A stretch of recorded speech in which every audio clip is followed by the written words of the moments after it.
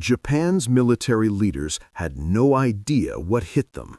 A flash, a boom, then everything changed forever. American scientists tested something so powerful it shocked the world. Japan's top generals watched from thousands of miles away and realized their entire war strategy was already dead. Intelligence reports started flooding in. The calculations didn't make sense. One weapon, one moment that changed everything. But here's what's wild. Japan's generals actually debated whether it was even real. Some thought America was bluffing. Others knew the truth was worse. And then they said something that would haunt military history forever. Stay tuned. The answer will shock you. The moment it all changed. July 1945. America tested something secret. No one was supposed to know, but Japan's military leaders found out. They got a report. One bomb, one explosion. Everything changed in a single second. Scientists said it was bigger than anything ever made before. Japan's generals looked at each other. They didn't understand what they were reading. How could one weapon destroy an entire city? The numbers didn't make sense. Was this even real? Or was America trying to scare them? These questions filled the war room with silence. The generals started asking each other hard questions. Their whole plan for winning the war was based on one thing. America couldn't build something this powerful. But now, something felt very wrong. What did they decide to do first? The intelligence arrives. Messages came from everywhere, Berlin, Switzerland, even from inside America. All the reports said the same thing. The bomb was real. Japan's spies had been watching. They knew scientists were working on something special. But this was beyond anything they imagined. One weapon, one blast, thousands of people gone. The generals read every word carefully. Their faces went pale. Some officers didn't want to believe it. They said America was bluffing. They said it was propaganda. They said Japan could still win the war. But deep inside, they knew something had shifted. The military leaders sat in their offices. They looked at maps. They looked at battle plans. Everything suddenly seemed pointless. For the first time, fear crept into the war room. Would they surrender or keep fighting? The debate begins. General Anami spoke first. He was tough. He didn't want to give up. He said Japan must keep fighting no matter what. Other generals agreed with him. They said honor mattered more than death. But then, older officers started talking. They knew what real power looked like. They had seen wars before. They understood weapons, and they knew Japan couldn't win against this. The room split into two groups. One side wanted to fight until the end. The other side saw the future clearly. They knew one bomb could destroy a city. What if America had more? What if they used them on Tokyo? What if they used them on every city? The generals started shouting. They argued about duty. They argued about pride. They argued about survival. The tension was so thick you could feel it. Some officers had tears in their eyes. What was the one thing they all agreed on? The impossible choice. Every general faced the same nightmare. Japan had a choice. Keep fighting and watch their country burn, or surrender and lose face forever. For Japanese military leaders, this was the hardest decision ever. Their whole culture was built on honor and fighting. Giving up meant shame. It meant losing everything they believed in. But staying meant destruction. It meant death for millions of people. Mothers, children, fathers, Everyone.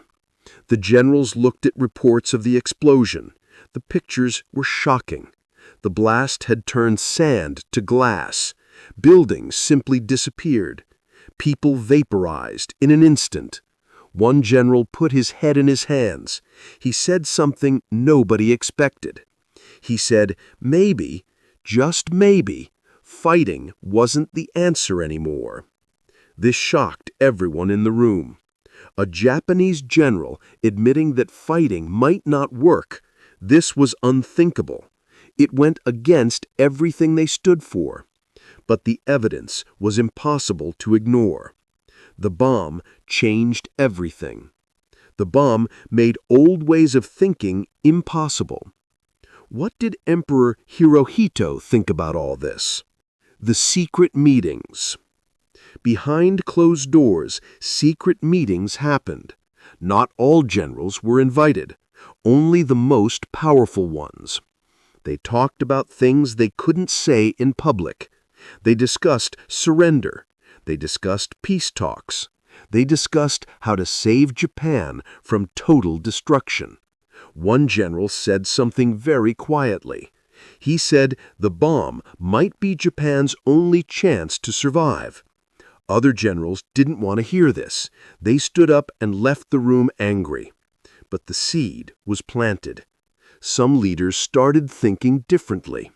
They realized something crucial. They realized one weapon had already won the war. Not through killing soldiers, but through changing minds, through creating fear, through making people question everything. The generals who wanted to keep fighting felt it too. Deep down, they knew the truth, but saying it out loud meant betraying their entire way of life. They couldn't say it, so they stayed silent, and in that silence, defeat was born. What did the emperor say when he finally found out about it? The emperor's decision.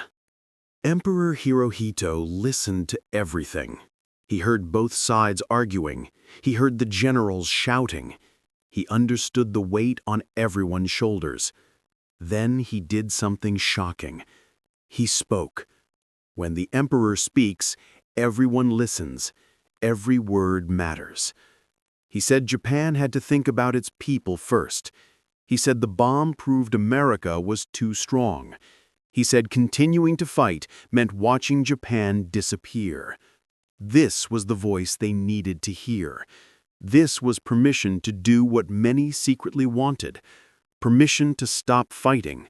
Permission to save lives. Permission to surrender. Some generals were heartbroken. They felt like they had failed. They believed they had let Japan down. A few officers chose death instead of surrender. They couldn't live with the shame. But most listened to their emperor. They followed his words. They accepted that the war was over. The bomb had done more than destroy a city. It had changed the mind of a nation. But what about the soldiers who didn't know yet? The question nobody could answer. One general asked a question that nobody could answer. He asked, how many more bombs does America have? Are there 10? 100? 1,000? Nobody knew. Japanese intelligence had no information.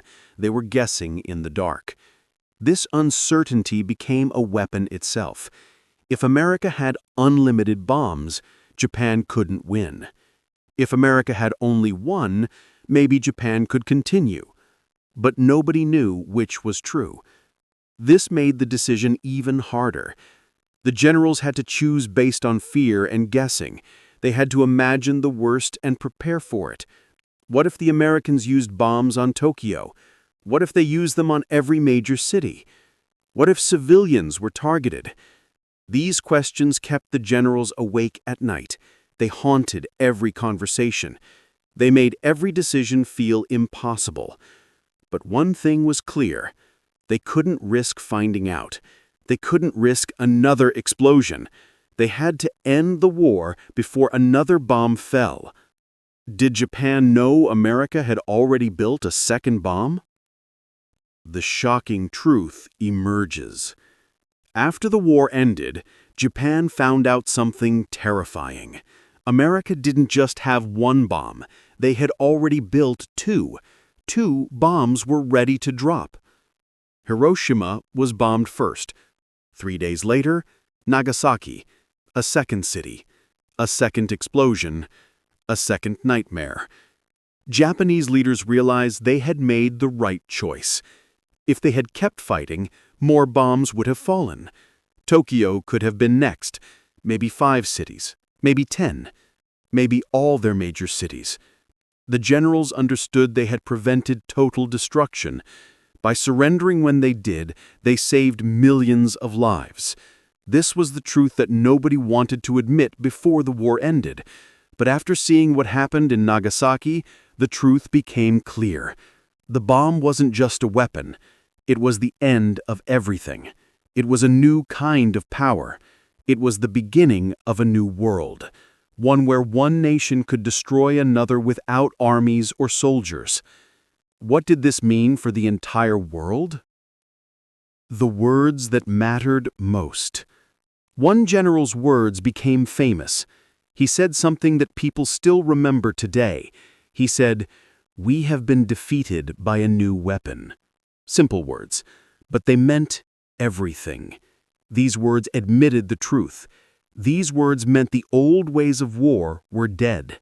These words meant honor couldn't stop a bomb. These words meant Japan couldn't protect its people with swords and courage alone. Other military leaders added their own words to history. Some said they felt ashamed. Some said they felt relief. Some said they felt afraid of the future. But all of them agreed on one thing. The bomb changed everything. The bomb changed how wars would be fought forever. The bomb meant nations had power they never had before. The bomb meant nobody could ever feel completely safe again. These words from Japanese generals became lessons for the entire world. Lessons about power. Lessons about responsibility. Lessons about survival. But did the world listen to these lessons? The world that followed. After 1945, everything was different. Every nation wanted the bomb. The fear from Japan's generals spread worldwide. Countries started building nuclear weapons. Governments started planning for nuclear war. Scientists started calculating how many bombs it would take to destroy civilization. The generals from Japan had seen the future. They had watched one bomb destroy a city. Now every country feared that same power. The Cold War began because of this fear. Nations armed themselves with nuclear weapons. They aimed missiles at each other. They built bunkers underground. They practiced hiding from explosions. Children in schools learned to hide under desks. Families built fallout shelters in their basements. The entire world lived with the same fear that Japan's generals felt in 1945. The fear of one bomb. The fear of total destruction. The fear of the end of everything. Japan had experienced this fear first. Japanese military leaders had made their choice. Now the whole world had to make the same choice. Live with the fear, live with the weapons, live knowing everything could end in a flash. Is that fear still here today? The legacy nobody wanted. Japan's generals are all gone now, but their story lives on. Their decision to surrender saved millions of lives, but it also showed the world something terrible. One country could destroy another with one weapon. This idea changed everything about how nations think. Countries became more careful about war. Countries became more afraid of starting conflicts. Countries realized that nuclear war meant losing everything. There were close calls, times when the world almost exploded. Times when leaders' fingers hovered over buttons that could end civilization. But they remembered Japan. They remembered Hiroshima. They remembered Nagasaki. They remembered what one bomb could do. So they made different choices. They stepped back from the edge. They chose negotiations over explosions. They chose talking over fighting. Not always. Not every time. but enough times to keep the world alive. The generals from Japan never imagined their decision would shape world history, but it did. Every day that nuclear weapons exist without being used is partly because Japan's leaders learned their lesson. What would have happened if they had chosen differently? The final truth nobody talks about. Here's the real secret that historians know. Japan's generals didn't surrender because they wanted to. They surrendered because they were terrified. And that terror saved the world. If they had kept fighting, America would have used more bombs. Japan would have been destroyed completely. Millions more would have died. But here's the part that's even more important. Their fear also taught everyone a lesson about power, a lesson about responsibility, a lesson that some leaders still learn today. When you have the power to destroy everything, you have to be very, very careful. You can't just use it. You have to think about what comes after. You have to think about the world you're creating. Japan's generals understood this in 1945. They understood it too late, but they understood it. Now we all live in the world they helped create, a world with nuclear weapons, a world where one mistake could end everything, a world where generals in every country know what Japan's generals learned, that sometimes the strongest choice is not to fight. Like now, screening is the only known way to determine whether colon cancer is present or absent, but colon cancer often develops without symptoms, so it's really important.